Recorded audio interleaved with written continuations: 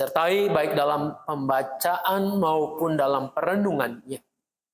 Kiranya Roh Kudus menolong kami untuk kami faham mengerti firman ini, dan kami setia untuk melakukannya. Hamba-Mu Engkau sertai dalam tutur katanya, hingga apa yang disampaikannya sesuai dengan apa yang Engkau kehendaki. Dalam nama Tuhan kami Yesus Kristus, oleh kuat kuasa Roh Kudus, kami berdoa kepada Bapa di sorga. Amin. Tadi sudah diberitahu kepada kita oleh Cencen, temanya adalah panggilan profetik zaman now. Dan Cencen sempat mengatakan tentang profetik itu apa sih? Nanti kita akan dalami. Mari kita siapkan dari Yehezkiel, kitab Nabi Yehezkiel, pasal yang ke-33 ayat 7 sampai dengan 11. Kalau sudah dibuka kitab kita, saya akan bacakan untuk kita semua begini. Dan engkau anak manusia, Aku menetapkan engkau menjadi penjaga bagi kaum Israel. Bila mana engkau mendengar sesuatu firman daripadaku, peringatkanlah mereka demi namaku. Kalau aku berfirman kepada orang jahat, hai orang jahat, engkau pasti mati. Dan engkau tidak berkata apa-apa untuk memperingatkan orang jahat itu supaya bertobat dari hidupnya, orang jahat itu akan mati dalam kesalahannya. Tetapi aku akan menuntut pertanggungan jawab atas nyawanya daripadamu. Tetapi jikalau engkau memperingatkan orang jahat itu supaya ia bertobat dari hidupnya, tetapi ia tidak mau bertobat, ia akan mati dalam kesalahannya, tetapi engkau telah menyelamatkan nyawamu. Dan engkau anak manusia, katakanlah kepada kaum Israel, kamu berkata begini, pelanggaran kami dan dosa kami sudah tertanggung atas kami, dan karena itu kami hancur. Bagaimanakah kami dapat tetap hidup? Katakanlah kepada mereka, demi aku yang hidup. Demikianlah firman Tuhan Allah. Aku tidak berkenan kepada kematian orang fasik, melainkan aku berkenan kepada pertobatan orang fasik itu dari kelakuannya, supaya ia hidup. Bertobatlah, bertobatlah dari hidupmu yang jahat itu. Mengapakah kamu akan mati, hai kaum Israel? Sampai di sana pembacaan Alkitab, firman Tuhan.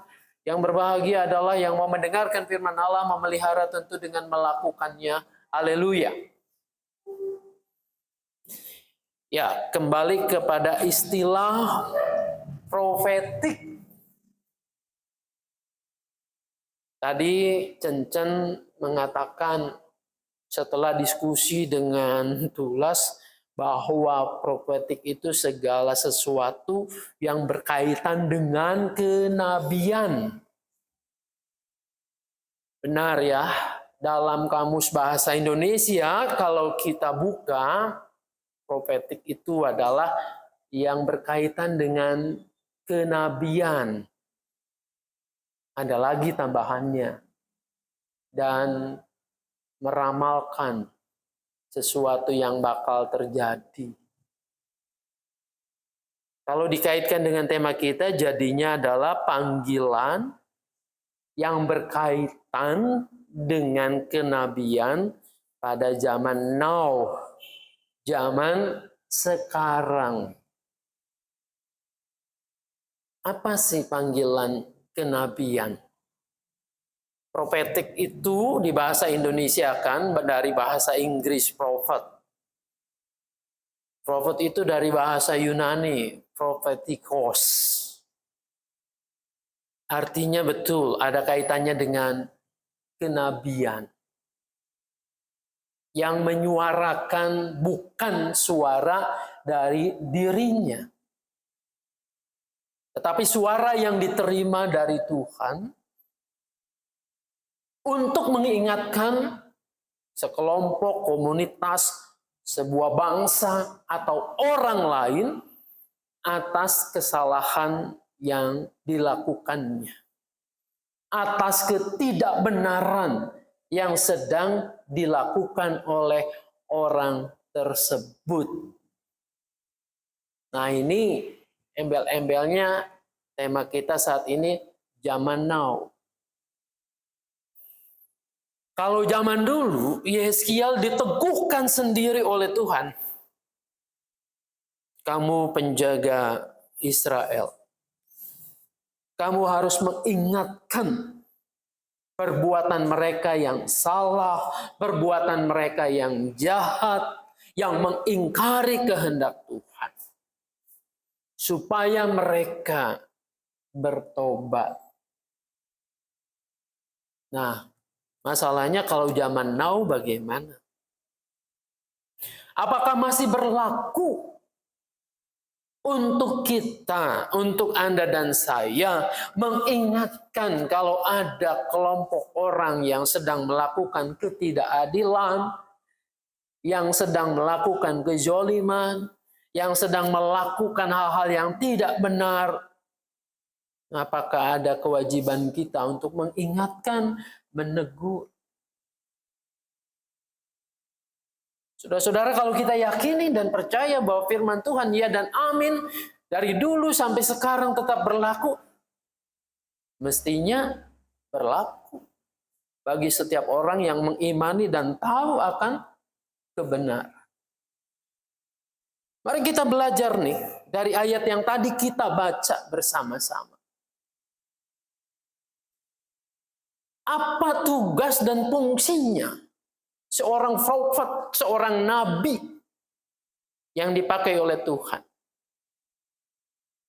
Ayat 7 jelas mengatakan, dan engkau anak manusia, maksudnya Yeskiel, aku menetapkan engkau. Jadi seorang nabi itu ditetapkan oleh Tuhan. Bukan mau-maunya sendiri. Bukan merasa dirinya paling benar. Kebenarannya itu bersumber dari Tuhan, dari Allah, bukan atas pertimbangan, atas rasa-rasanya sendiri. Tapi ini ditetapkan oleh Tuhan sendiri. Lalu kemudian dikatakan sesudah ditetapkan oleh Tuhan menjadi penjaga bagi kaum Israel. Bila mana engkau mendengar sesuatu firman daripadaku? Kalau orang yang ditetapkan itu mendengar firman yang disampaikan oleh Tuhan sendiri. Jadi firman itu bukan firman rasa-rasanya sendiri. Banyak orang yang memanipulasi firman dengan perasaannya sendiri. Seorang pemuda saya ingat waktu praktek dulu di NTT, bukan di sini. Tertarik dengan anak seorang penatua. Lalu jatuh cinta membuatnya dia berupaya untuk melakukan apapun.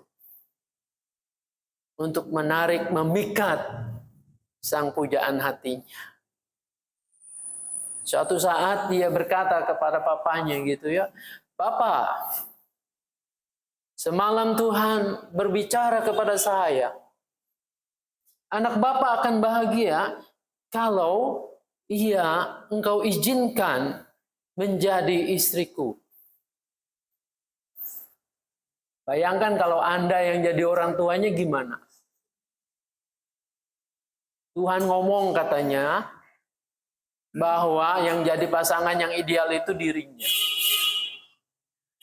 Mungkin kita juga ketawa pada saat ini. Iya memang betul, Bapak tua itu juga ketawa begitu ya. Sadar atau tidak, kita banyak juga menjumpai orang-orang yang menyampaikan katanya sabda Tuhan. Tuhan bicara semalam kepada saya. Tuhan mengatakan kepada saya bahwa Anda semua harus mendukung proyek penginjilan ini. Harus mendukung sejumlah uang untuk membangun gereja ini dan seterusnya. Mengatasnamakan Tuhan. Jadi berhati-hatilah. Kalau begitu tahunya bahwa ia sungguh-sungguh mengatakan firman Tuhan dengan yang mungkin aja asal ngakunya saja, apa kriterianya? Kriterianya tentu adalah firman ini, Alkitab. Apakah bertentangan dengan firman Tuhan yang sudah dinyatakan dulu atau tidak? Jadi berhati-hatilah ketika kita juga mengatakan mengatasnamakan ini suara Tuhan.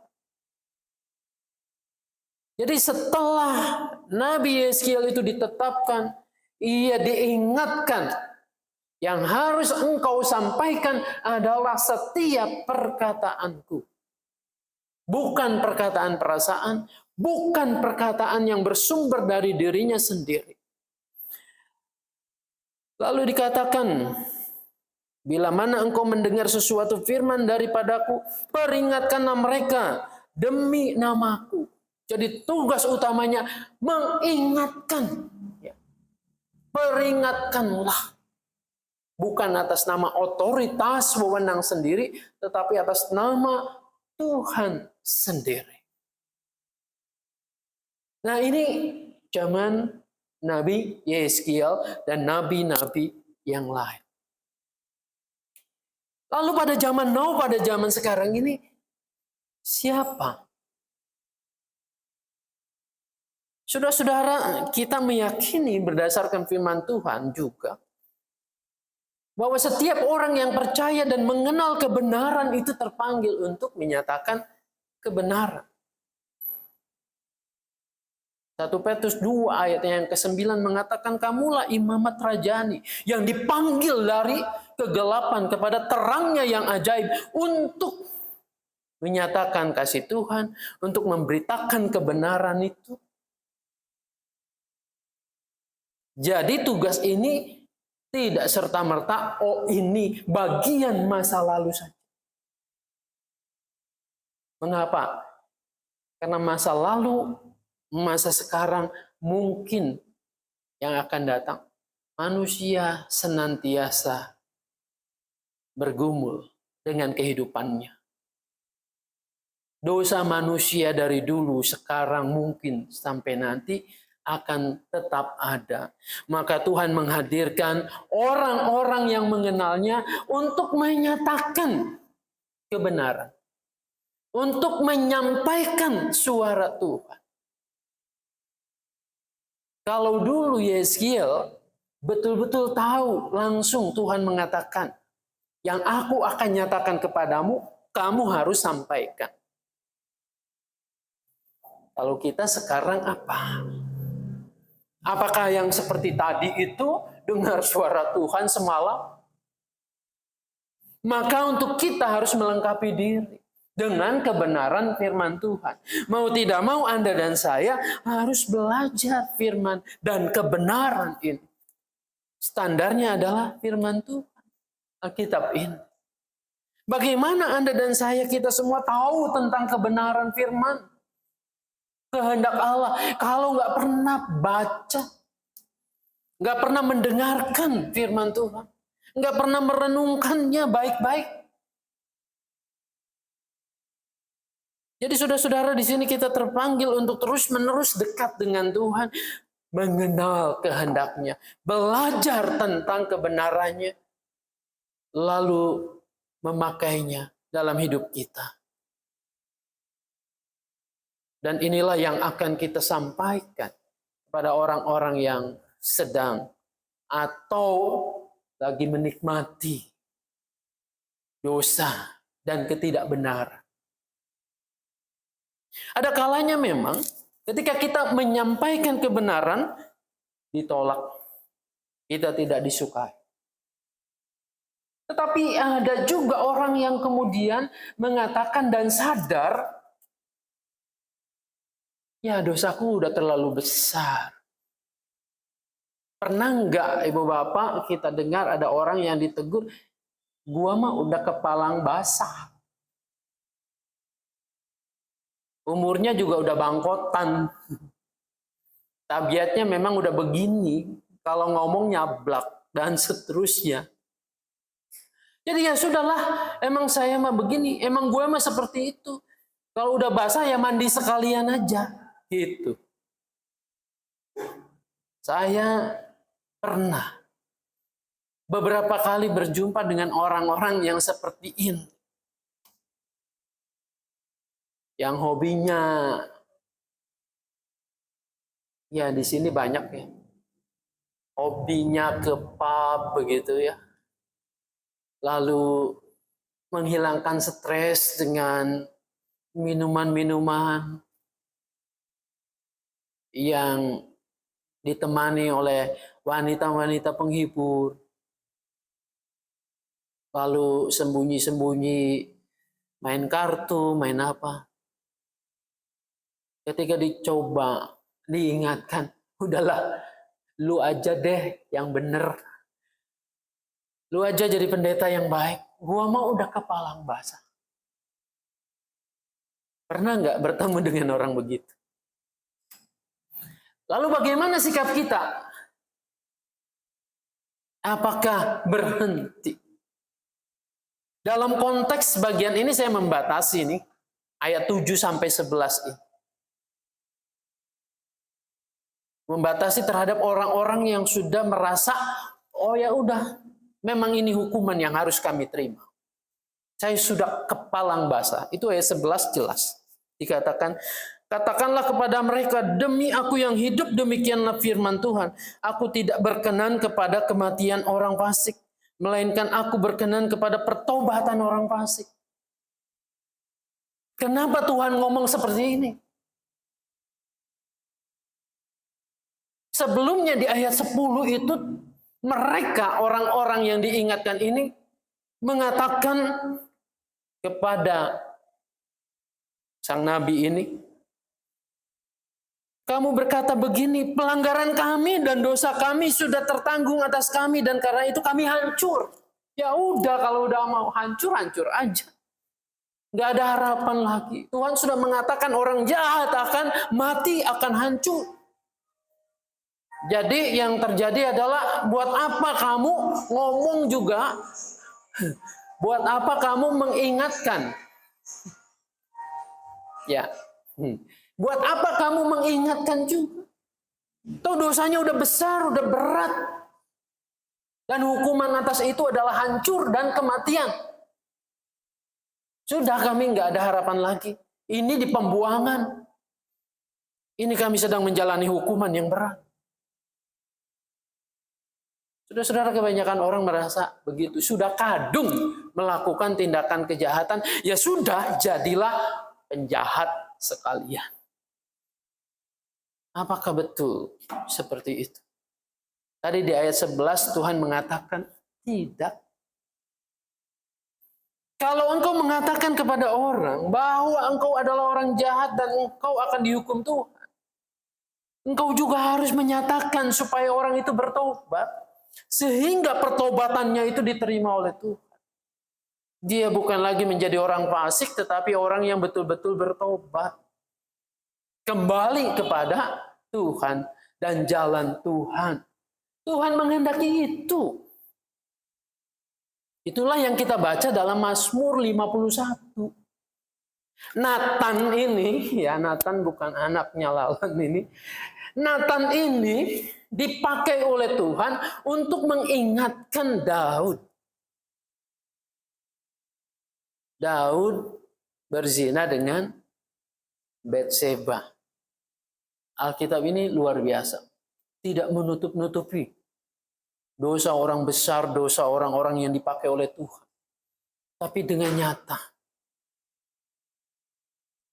Jadi ketika Daud diperingatkan oleh Nabi Nathan, seolah-olah Nabi Nathan itu menelanjangi dia. Ini loh dosamu. Untungnya Daud tidak mengatakan, ya sudah, aku udah kepalang basah. Dia menanggapi, menerima teguran itu. Dia menyesali dosa-dosanya. Mazmur 51 itu adalah seringkali dipakai sebagai mazmur pengakuan dosa. Dia berdosa di hadapan Tuhan. Dan dia mengakui dia bertobat.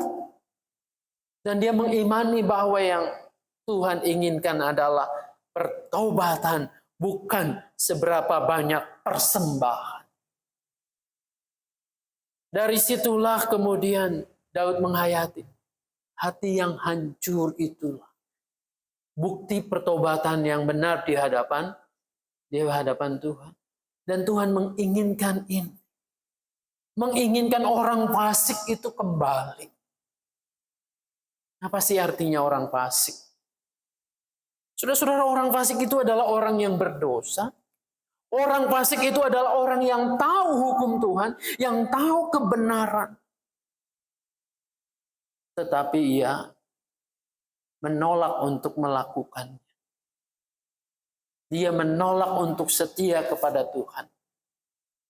Dia tidak percaya akan penyertaan Tuhan.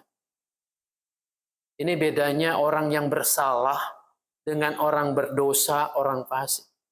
Kalau Anda dan saya bersalah, bisa karena saya tidak tahu.